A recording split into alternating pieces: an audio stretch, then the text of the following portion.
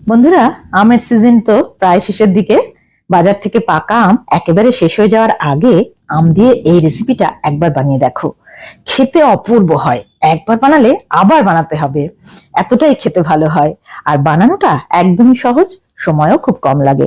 তো চলো দেখে নেওয়া যাক রেসিপিটি। আমি নাফিসা, তোমরা দেখছো flavour and fest by Nafisa. চ্যানেলে নতুন বন্ধু হলে রিকোয়েস্ট করবো চ্যানেলটাকে সাবস্ক্রাইব করে পাশে থাকা নোটিফিকেশন বেলটাতে ক্লিক করে দিও পরবর্তী আপডেটগুলোর জন্য। আর যারা ফেসবুক পেজ থেকে দেখছো তাদেরকে অনুরোধ করবো পেজটাকে প্লিজ ফলো করে দিও।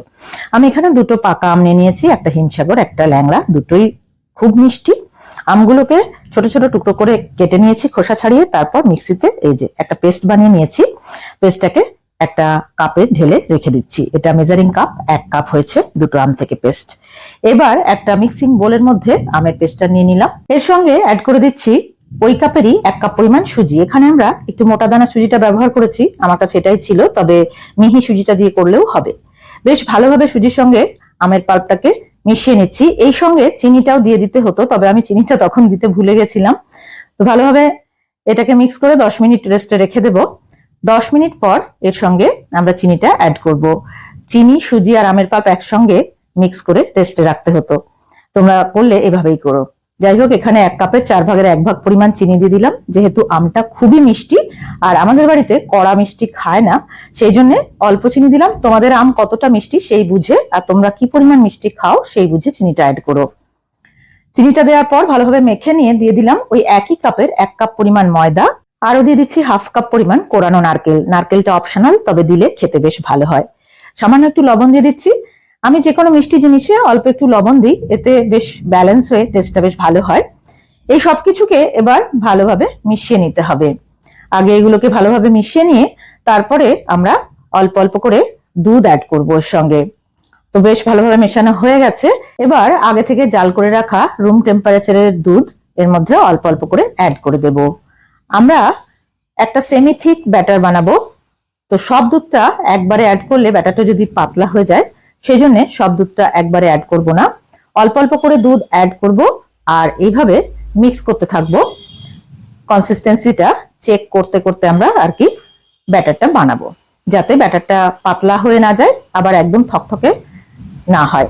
তো দেখো, অল্প অল্প করে দুধ আমরা অ্যাড করছি। এবার একটা হ্যান্ড হুইস্ক নিয়েছি, এটাতে মিক্স করতে সুবিধা হবে সেই জন্য একটা হ্যান্ড হুইস্ক নিয়ে নিয়েছি। আরো একটু দুধ অ্যাড করে দিলাম, দিয়ে আবারও একবার ভালোভাবে মিক্স করে নিচ্ছি। এইভাবে অল্প অল্প করে দুধ অ্যাড করতে থাকবো আর মিক্স করতে থাকবো। বন্ধুরা, আমের সিজন থাকেই তো 3-4 মাস, তো শেষ হয়ে যাওয়ার আগে এই রেসিপিটা অবশ্যই একবার ট্রাই করো। খেয়ে কেমন লাগলো কমেন্ট করে জানাতে কিন্তু ভুলো না।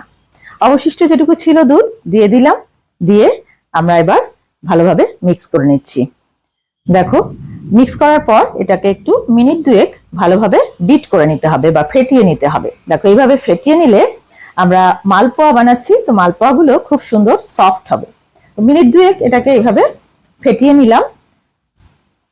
তারপর এখন এটাকে ঢাকা দিয়ে আমরা 10 মিনিট আবারও রেস্টে রেখে দেবো, কারণ এর মধ্যে পরে আমরা ময়দা অ্যাড করেছি, সেই জন্য এটাকে 10 মিনিট আরো রেস্টে রেখে দেবো।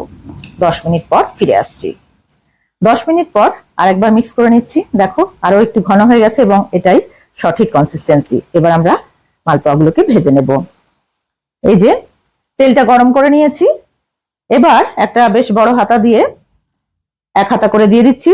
তোমরা সাইজটা ছোট বড় করে নিতে পারো, হাতার সাইজটা ছোট বড় করে। তো 20 থেকে 30 সেকেন্ড একটা পিঠ ভেজে নিলাম। ফ্লেমটা মিডিয়াম টু হাইতে আছে। তো 30 সেকেন্ড পর উল্টে দিলাম, দিয়ে দুই দিকেই সুন্দর এরকম গোল্ডেন কালার আসা পর্যন্ত ভেজে নিতে হবে। তারপরে এটাকে তেল ঝরিয়ে তুলে নিতে হবে। বন্ধুরা, তোমরা যদি চিনির শিরাতে এটাকে আবার সোক করাও, তাহলে কিন্তু যে আমরা চিনিটা অ্যাড করেছিলাম 1 কাপে 4 ভাগের 1 ভাগ, সেই চিনিটা আর একটু কমিয়ে দিতে হবে। আমরা শুধু ভাজাই খাবো, সেই জন্য 1/4 কাপ চিনি অ্যাড করেছিলাম। দেখো, সুন্দরভাবে একই রকম ভাবে বাকিগুলোকে সব করে নিয়েছি। তারপর একদম গরম গরমও খেতে পারো, আবার ঠান্ডা করেও খেতে পারো। খেতে অপূর্ব হয়েছিল, তোমরা একবার বানিয়ে দেখো কেমন হলো কমেন্ট করে জানাতে ভুলো না। আর আজকের ভিডিও ভালো লেগে থাকলে প্লিজ একটা লাইক করো, ফ্রেন্ডস আর রিলেটিভদের মধ্যে অনেক অনেক শেয়ার করো। চ্যানেলে নতুন বন্ধু হলে চ্যানেলটাকে সাবস্ক্রাইব করে আমাদের পাশে থেকো। যারা ফেসবুক পেজ থেকে দেখছো তাদেরকে অনুরোধ করবো পেজটাকে প্লিজ ফলো করে দিও। তো thank you so much for watching. আবার চলে আসবো নতুন কোনো ভিডিও নিয়ে। বাই।